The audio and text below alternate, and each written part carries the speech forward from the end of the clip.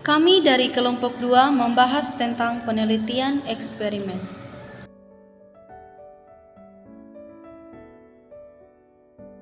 Nama saya Eviana Sarinonggo, NIM 219118054. Di sini saya akan membahas poin yang pertama dan poin yang ke-9, yaitu pengertian penelitian eksperimen dan kelebihan dan kekurangan penelitian eksperimen. Nama saya Andrews Willy Kelalo, NIM 219118055. Di sini saya akan membahas poin yang kedua dan poin yang ke-8. Pada poin yang kedua yaitu tujuan penelitian eksperimen dan poin yang ke-8 yaitu contoh penelitian eksperimen. Nama saya Delwanda Tolumani, NIM 219118058. Di sini saya membahas poin yang ketiga yaitu macam-macam desain metode penelitian eksperimen. Nama saya Norma Markidin, NIM 219118059. Saya membahas poin yang keempat yaitu karakteristik penelitian eksperimen. Nama saya Tasminda Tamasawa dengan NIM 219118060. Saya akan membahas poin 5 tentang tahapan-tahapan penelitian eksperimen. Nama saya Yasmin Yusuf dengan nomor stempel 2191801. Saya akan membahas poin yang ke-6 yaitu prosedur penelitian eksperimen dalam bidang pendidikan. Nama saya Esrayani Rumbe Payung, NIM 219118062. Di sini saya akan membahas poin yang ke-7 yaitu langkah-langkah metode eksperimen. Yang pertama, pengertian penelitian eksperimen menurut para ahli. Menurut Arboleda, mengatakan bahwa penelitian eksperimen adalah penelitian yang mana para peneliti sengaja melakukan manipulasi terhadap satu atau lebih variabel dengan suatu cara supaya bisa mempengaruhi variabel tersebut. Yang kedua, menurut Davis, penelitian eksperimen adalah penelitian yang didasarkan pada asumsi bahwa hukum-hukum kausal berlaku dalam dunia kerja.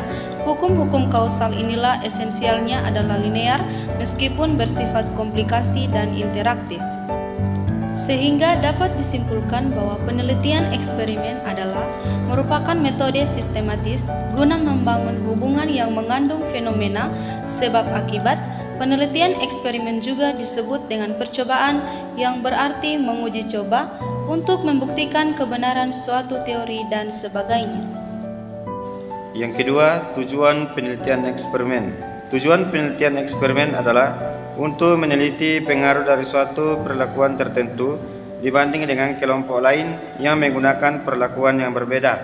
Misalnya, suatu eksperimen dalam bidang pendidikan dengan ini dimaksudkan untuk menilai atau membuktikan pengaruh perlakuan pendidikan pembelajaran dengan metode problem solving terhadap prestasi belajar dan kemampuan komunikasi pada siswa untuk menguji hipotesis tentang ada tidaknya suatu pengaruh perlakuan tersebut dan jika dibandingkan dengan metode konvensional. Selanjutnya, pada tindakan di dalam eksperimen disebut dengan treatment dan diartikan sebagai sebuah tindakan semua variasi atau pemberian kondisi yang akan dimulai atau diketahui pengaruhnya. Sedangkan yang dimaksud dengan menilai tidak terbatas pada mengukur atau melakukan deskripsi atas pengaruhnya. Treatment yang dicobakan tetapi juga ingin mengukur sampai seberapa besar tingkat kemampuan pengaruh tersebut jika dibandingkan dengan kelompok yang sama tetapi diberi perlakuan yang berbeda. Yang ketiga, macam-macam desain metode penelitian eksperimen. Metode penelitian eksperimen memiliki beberapa desain yang bisa digunakan untuk penelitian dalam skripsi, tesis, disertasi, atau lainnya. Adapun desain metode penelitian eksperimen terbagi menjadi 4 bagian. Yang pertama, pro-experimental design. Yang kedua, true experimental design. Yang ketiga, factorial design, dan yang keempat, quasi-experimental design. Yang pertama, pre-experimental design adalah desain metode penelitian yang belum maksimal. Desain metode penelitian eksperimen ini belum maksimal karena masih ada variabel luar yang bisa mempengaruhi atas terbentuknya variabel dependen. Yang kedua, true experimental design. True experimental design adalah desain metode penelitian eksperimen yang membuat peneliti bisa mengontrol semua varian luar yang mempengaruhi penelitian. Dalam penelitian eksperimen ini, peneliti bisa mengontrol semua variabel luar yang mempengaruhi proses eksperimen, sehingga kualitas dari proses penelitian eksperimen atau validitas internal bisa lebih tinggi. Yang ketiga, factorial design.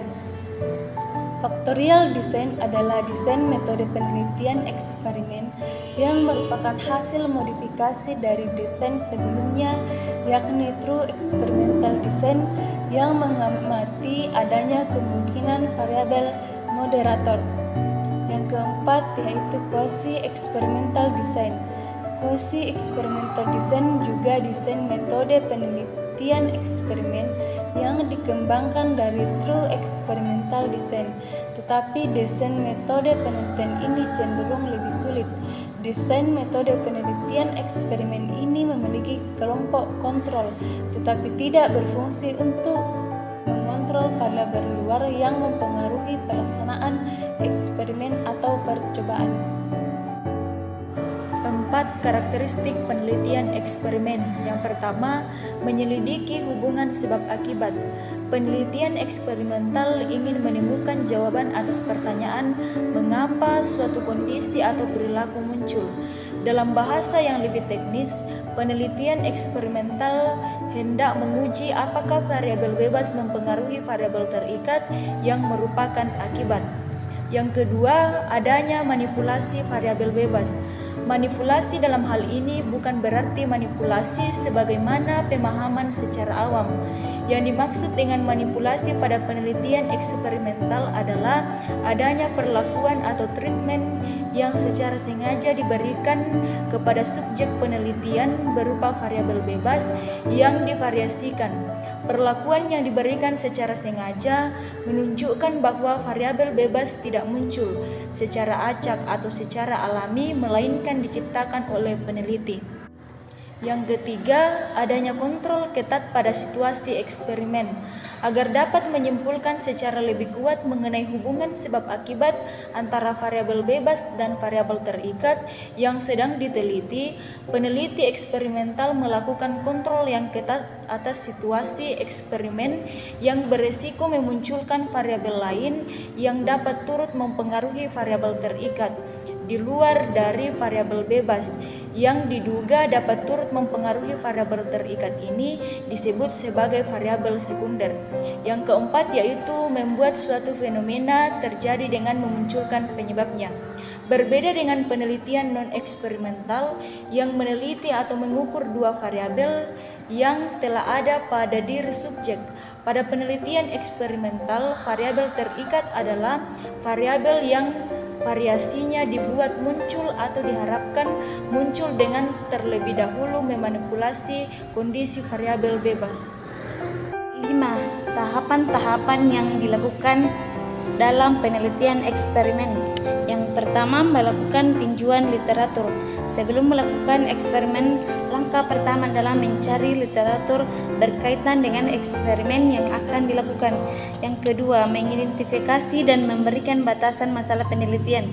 Proses mengidentifikasi masalah merupakan proses dan hasil dari pengenalan suatu masalah atau intervensi masalah. Yang ketiga, merumuskan hipotesa penelitian. Hipotesa penelitian adalah dugaan atau jawaban sementara terhadap pertanyaan-pertanyaan penelitian. Yang keempat, penyusunan rencana eksperimen. Biasanya mencakup yang pertama, penentuan variabel bebas dan terikat. Yang kedua, memilih desain atau model eksperimen yang akan digunakan. Yang ketiga, menentukan sampel. Yang keempat, menyusun metode atau model eksperimen dan alat ukur. Yang kelima, menyusun outline prosedur pengumpulan data. Yang keenam, menyusun hipotesis statistis. Kelima, pretest atau melakukan pengumpulan data dari tahapan pertama yang dilakukan tujuannya untuk mengetahui kemampuan awal yang dimiliki. Yang keenam, melakukan eksperimen atau percobaan. Setelah 5 tahapan di atas dilakukan, maka Anda langsung saja melakukan eksperimen. Yang ketujuh, post-test. Post-test dilakukan untuk mengumpulkan data pada tahap kedua sebagai evaluasi tahap akhir. Yang delapan, mengelola dan menganalisis data.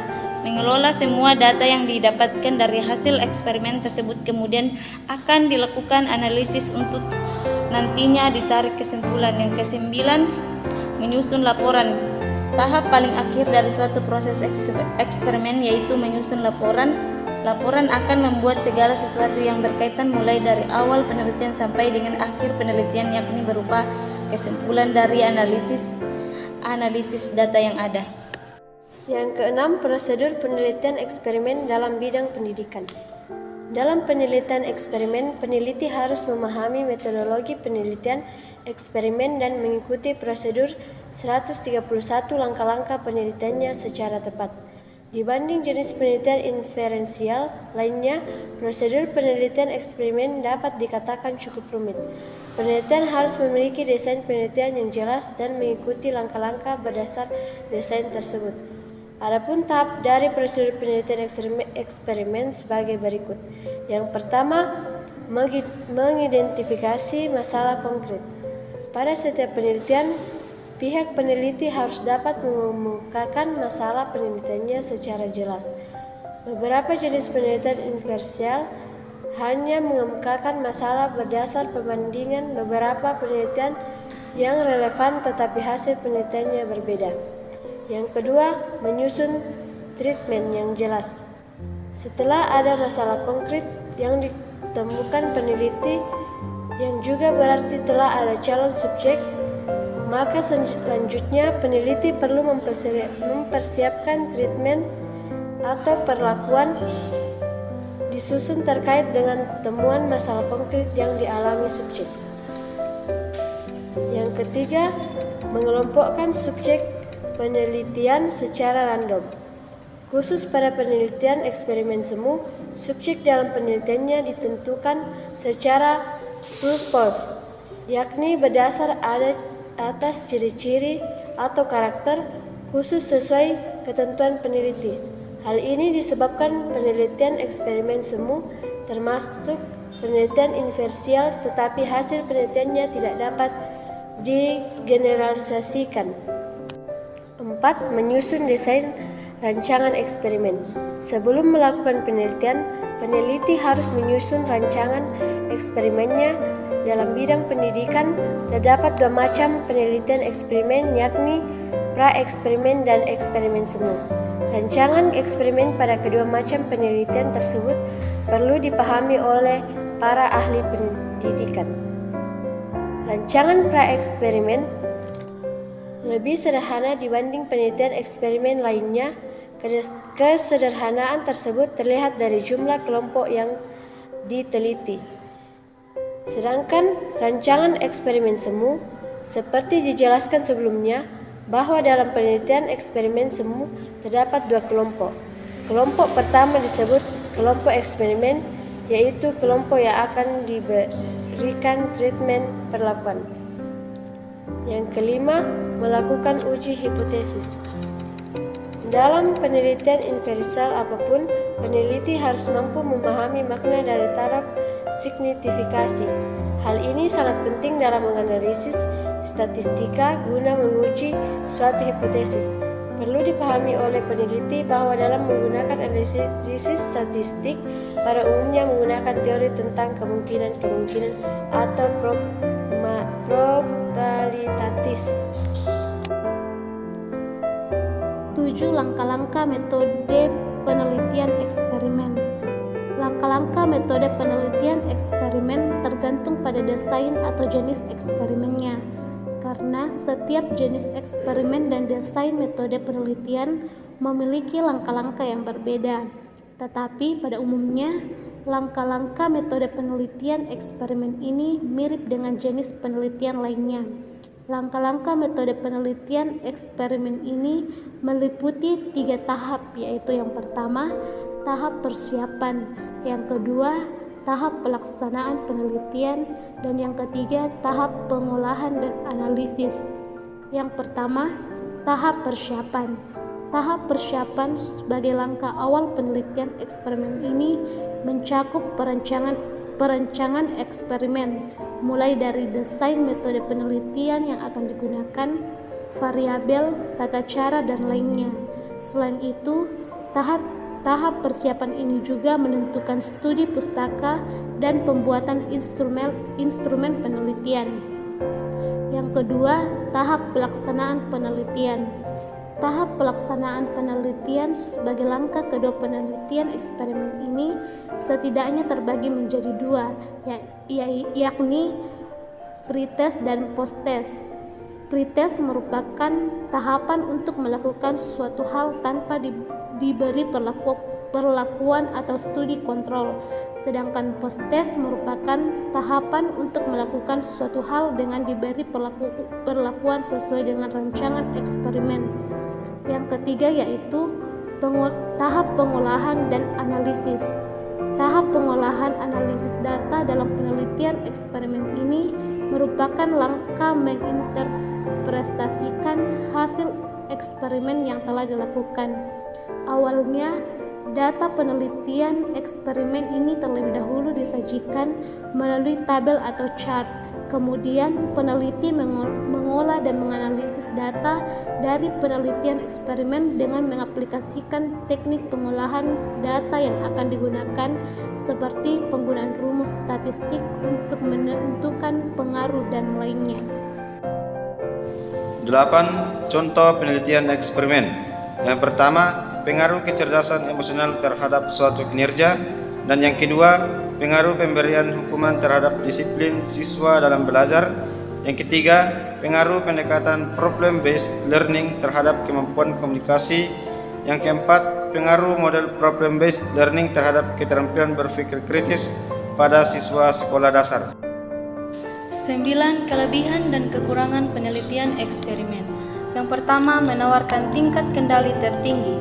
Prosedur yang digunakan dalam penelitian eksperimen memungkinkan peneliti mengisolasi variabel tertentu dalam hampir semua topik. Yang kedua, berguna di setiap industri dan subjek. Karena penelitian eksperimen menawarkan tingkat kontrol yang lebih tinggi daripada metode lain yang tersedia, hal itu menawarkan hasil yang memberikan tingkat relevansi yang lebih tinggi. Berikutnya, kekurangan penelitian eksperimen.